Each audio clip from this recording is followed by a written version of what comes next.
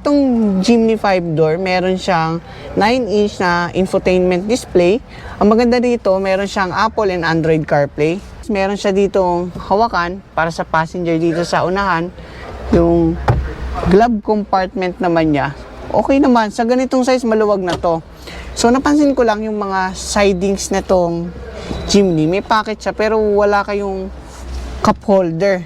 So, kung ganito yung sasakyan, siguro baka mag-add kayo ng cup holder dito sa side. Kasi ang cup holder na itong Jimny is nandito lang sa gitna. Dalawa. Pero, ang maganda rito, meron siyang extra na lagayan ng switch. So, dito naman sa likod ng Jimny, okay naman yung spacing ko. Medyo may kasikipan lang. Ganon din yung headroom ko.